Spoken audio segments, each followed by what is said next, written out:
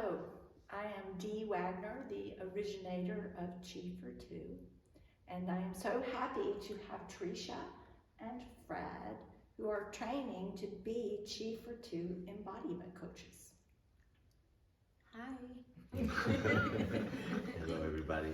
Glad to be here. Glad to be on this training journey with Dee. Looking to continue to hold space for members of my community. Ditto. And we were talking about some ways that Chi for Two serves all people, and you were kind of getting into some specifics of your backgrounds and ways you see Chi for Two as useful. You were talking. Absolutely.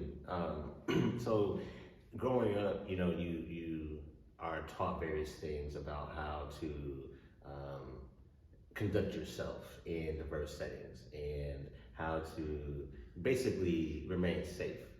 And what you might say or do can be catastrophic, unfortunately, oftentimes. And so holding your tongue is a very important thing that members of the Black community are taught, especially when you're out of the house. Inside the home, you pretty much know where everybody stands. Outside of the home, it is a matter of making sure that you're proper, making sure that you don't say anything too loudly or too expressively, because then you become aggressive, then you become threatening. And that's, an unfortunate reality that many melanated people in this country do experience. So Chi for Two at least provides the opportunity to kind of give some of that energy to a mother figure and give that redo opportunity. And then when you are in other settings, you can find a way to express yourself in a way that it lands, they understand where you stand, but then they don't, you're not painted as, aggressive or doing too much. So what I hear you saying, and translated in nervous system science geeky language, would be that now that we better understand nervous system biology, we understand how we can inhibit certain movement expressions in certain situations with certain people.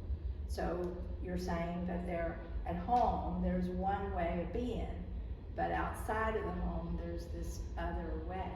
And now we really understand the biology of that in terms of trauma response. Am I getting that? Absolutely. So what I hear is suppression. I hear suppression, I hear disassociation, I hear disconnection. I hear, multiple personality, in a sense, simply because you have to be one way at home and be another way outside of home. And so, I know, like, being West Indian, it was similar growing up for me, where, you look a certain way outside, you act a certain way outside. At the same time, I think that my mother was very much more understanding of the personalities of her kids when it came to just being kids outside. But there were certain things you couldn't get away with, but definitely suppressing some things was a big thing, because I think a lot of times it's rooted, for us as West Indians, it's rooted in pride. People don't need to know what's going on inside of your home. The other thing is just, no matter how poor you are, no matter what life looks like for you, you need to show up a certain way, because you're representing not just yourself, you're representing your family, and then you're also representing the community. And so, it's interesting that even though, the Black is so broad, because sometimes we see Black people and we think of them as just being just Black people. But especially in America, I mean, Black people is made up of so many different cultures, so many different groups of people, and West Indians being one of them. And there are similarities, when it comes to how we were raised, but then there's also differences in learning how to communicate, being able to speak up when something is wrong. Whereas it seems as if in the Black American culture a little bit, sometimes people don't always speak up, they don't communicate their true feelings. And being West Indian, you communicate how you feel when you feel uncomfortable. So what I'm hearing you say, and watching you move and communicate with and have gestures, which is a chi for two. It's one of the emanations of embodiment is gesturing.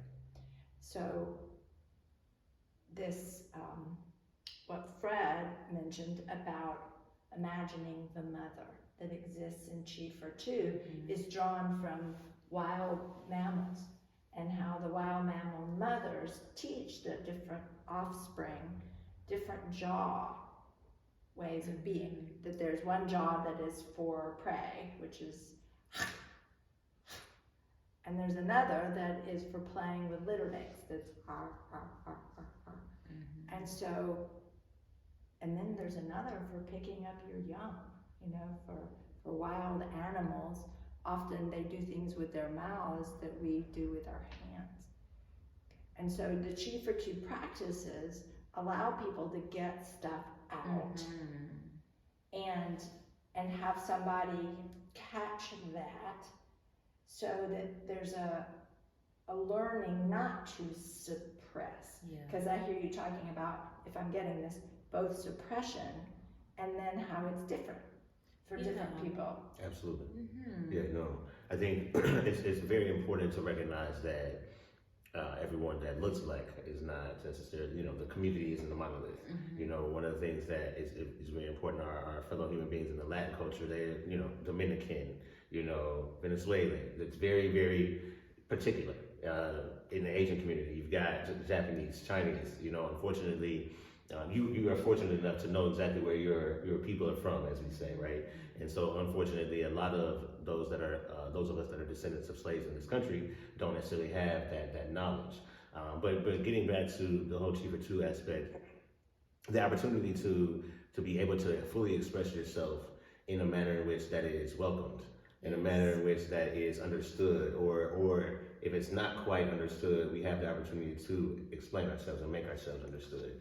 I think that is one of the key factors for chi for two that many communities of color across the board would appreciate, for sure. Definitely, because I think, you know, communities of color are taught to suppress their voices, to just kind of like keep quiet in a sense, you know, just don't say too much. And I think it's across the board, you know, like it's in our professional lives, it's also in our upbringing, in our personal lives. It's just keep quiet, you know. And I think with chi for two, there's a redoing. There's the ability to now speak and not be judged, speak and not be, you know, I don't, for lack of a better word, berated. And I say berated because sometimes the response when a person of color speaks up to the authority figure can be one of like a lot of snapping and attacking that comes with that, you know, because you don't speak back. You're not supposed to talk back. And so being able to have a tool like chi for two to assist with learning how to communicate, to build your voice, to find your voice, you know, and to be able to express that voice in a way where you feel a sense of relief, you feel like you're releasing, and you actually feel like someone understands and someone is catching that for you. You know, it's helpful in healing those spaces where your voice has been quieted. And I feel like what you're speaking to right there is that we now understand that when we inhibit certain movement expressions in certain situations with certain people, and they do come out, they're going to be laced with fight flight. That's something we understand now. And so there being a safe space, like with a chi for two embodiment coach, for that to come out, and for somebody to let you high five with that. Like if you were to push into my hands or high five with me, this is like Mama Cat teaching claw retraction. And you get to fully show up and fully be present in this space. So then you can better gauge what are the safe spaces outside of here with less repression. Am I getting that? Oh, for sure. You're definitely getting it. Definitely. Because I see how chi for two has been so helpful and helping me to communicate better and to be more mindful of what is coming up. And I mean, of course, we know that, you know, talk therapy exists, but I love that chi for two is not just so focused on talk therapy, but it really helps with helping a person to heal from trauma. You know, we know that trauma is stored in the body, and whether it's racial trauma, multi-generational trauma, trauma is still stored in the body. Like right now, I'm hugging myself, right? Practicing self-hug, because one of the things that happens, I feel anxious a lot, right? So, but this has been, Chief 2 has been helping me to be so mindful of what's going on with my body. I'm aware of where I'm touching myself, of how my body is supporting itself. You know, while I'm expressing my thoughts through my words, or I'm just processing my thoughts internally. Yeah, I would echo that for sure. I think for me, it is a continued recognition. I know that if my knee starts going, oh, I'm a little anxious, I'm a little nervous, right? Or if I if the voice begins to crack, it's a matter of, okay, am I sure about what I'm saying? You know, am I expressing myself, or am I preferring to bite my tongue? You know, and I think that Chief 2 absolutely at least provides the opportunity to be more mindful of how we interact with one another and how we treat ourselves also.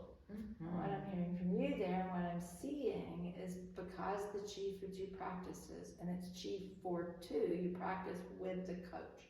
Like right now, for you guys, I'm the mentor, but you will be the coach for your clients.